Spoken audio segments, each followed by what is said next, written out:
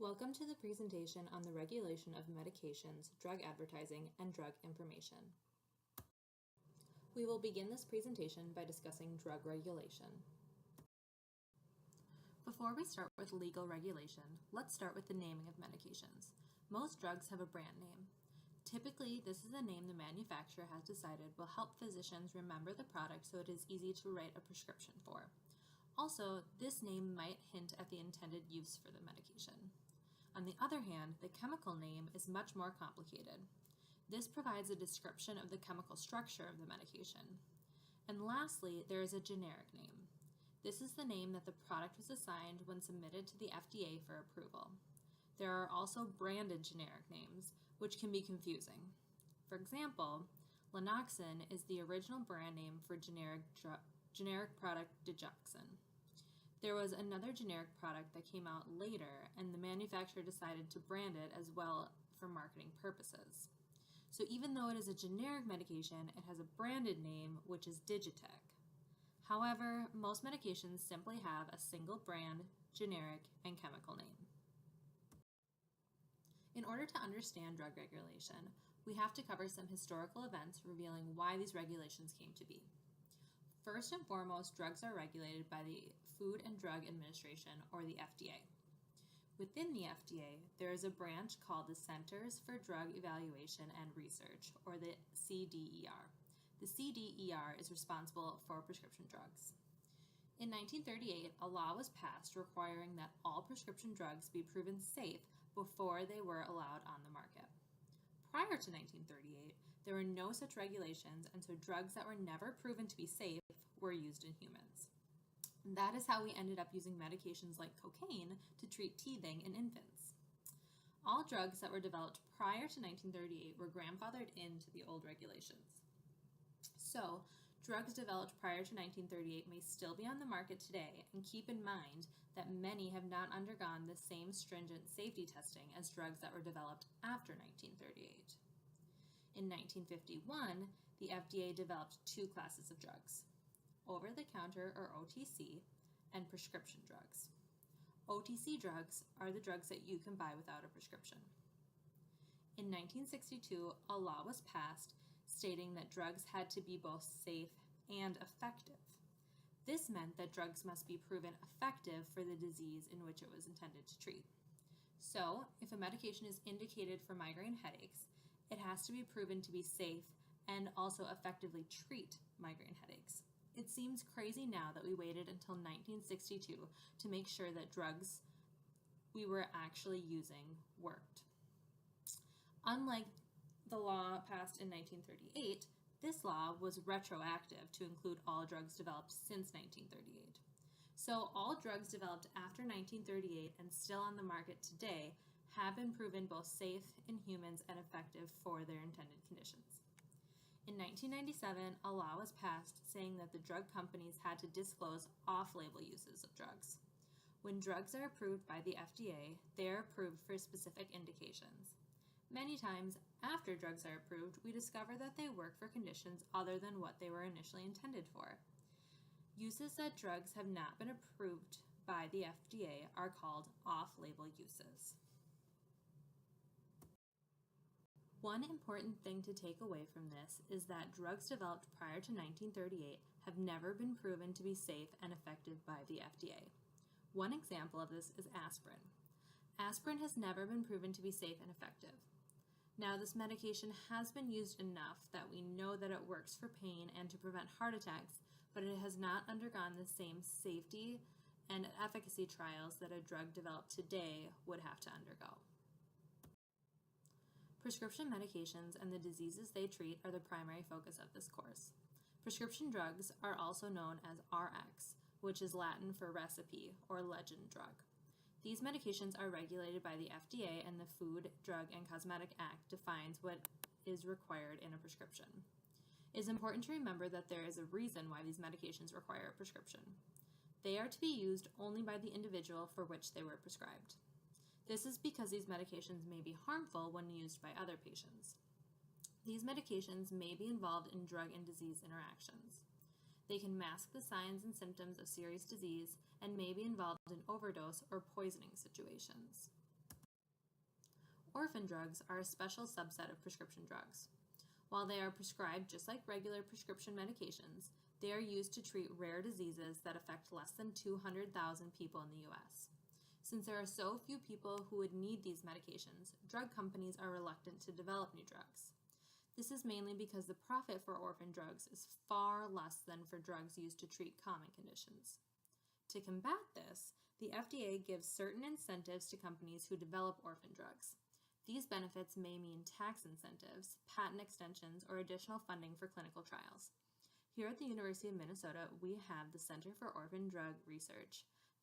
This focus of the center is rare pediatric neurological conditions. Over-the-counter medications are also known as OTC, non-prescription, or self-care products that are available without a prescription. There have been a few prescription to OTC switches. Antihistamines like Claritin, Allegra, and Zyrtec, and proton pump inhibitors like Prilosec started as prescription medications and are now available without a prescription. Patients are given a little bit more exposure to medications without having to see a prescriber first. This, however, can sometimes create an attitude among patients that because they don't need a prescription, that these medications are safer. They believe there are less concerns with OTCs. The truth is that OTC medications have the same number of potential drug interactions, disease state interactions, and overdose potential. So, patients still need to be very, very careful about the use of OTC medications. It is important to always let your medical provider know if you are using an OTC medication and ask if it is appropriate for you. Herbal supplements are also known as dietary supplements. They are not regulated by the FDA in the same way medications are. Instead, they are regulated as foods. Manufacturers do not need to get approval from the FDA to market products, and they do not need to prove that these products actually work. They can also claim that products address a nutrient deficiency, support health, or are linked to body functions if they have supporting research and they include a disclaimer that the FDA hasn't evaluated this claim. We have all seen this disclaimer on supplements.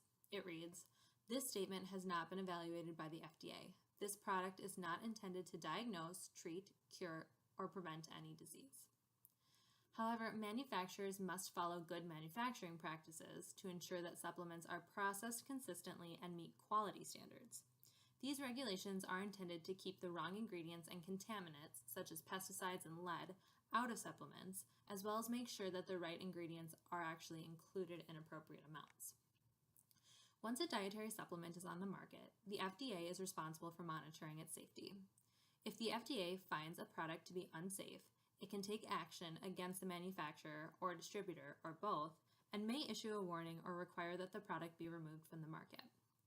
Like both prescription and OTC products, dietary supplements can also have interactions with other medications and with disease states. Do not assume that since they are viewed as natural, that they are safe. We know that drugs must be proven safe and effective in order to be approved by the FDA for distribution, but what is the process for actually testing new drugs before they come to market?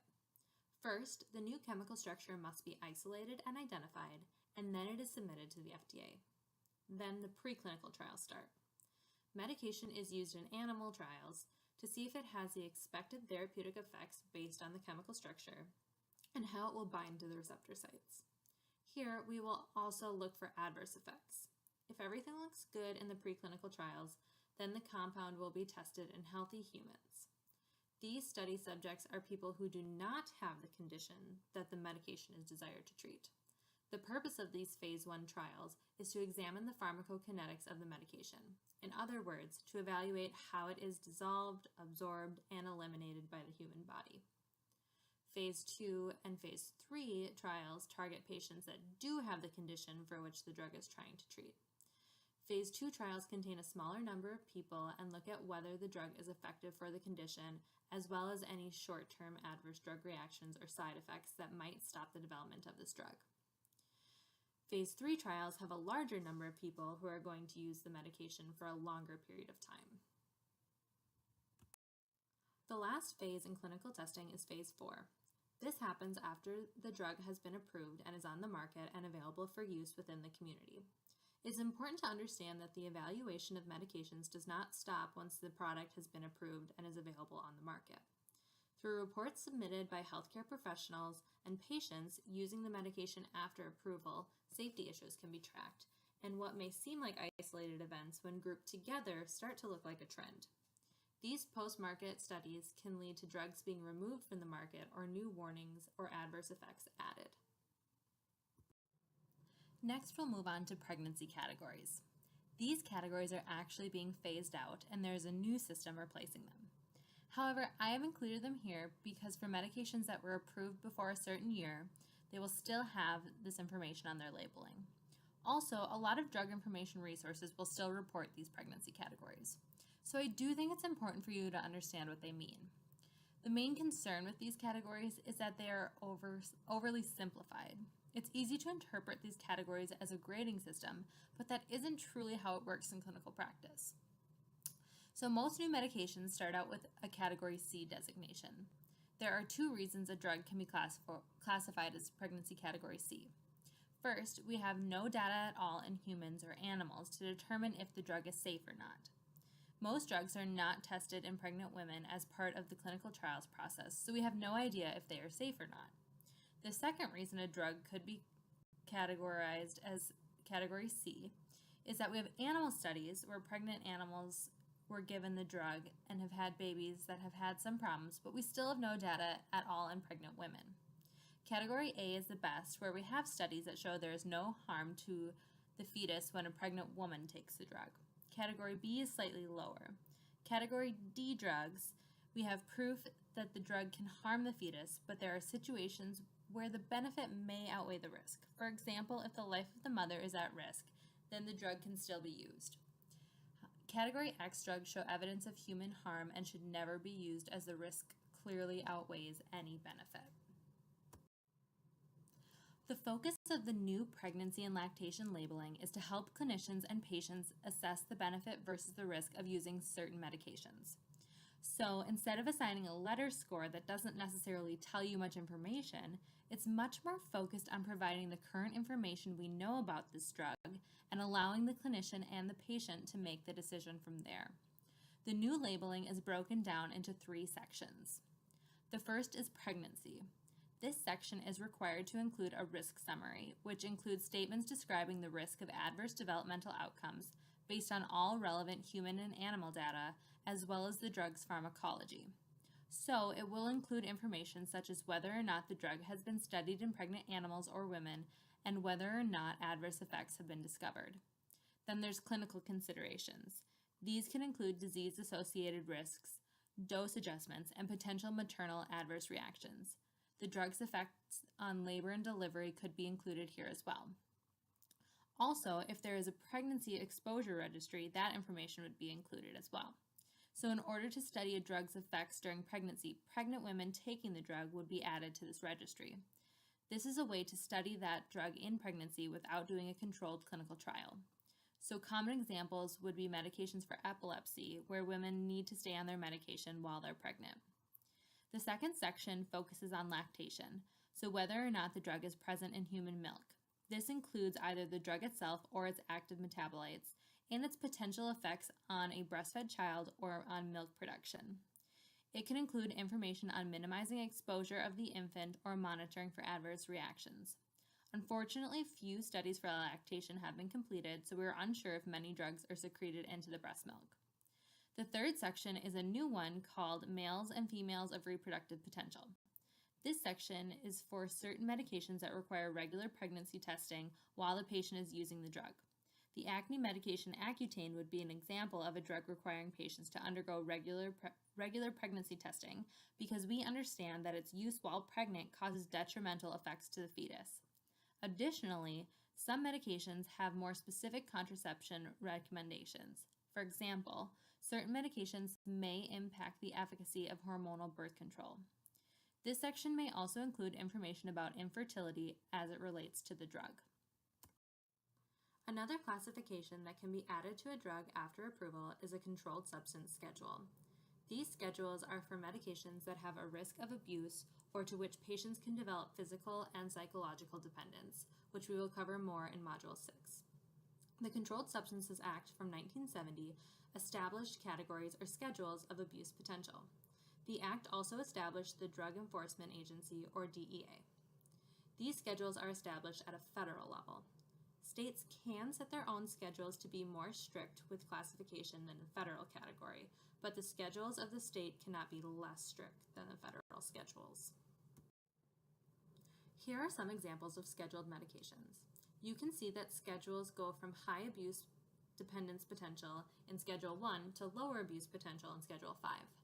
Some Schedule 5 controlled substances are available without a prescription, like pseudoephedrine in Minnesota and codeine-containing cough syrup in Wisconsin.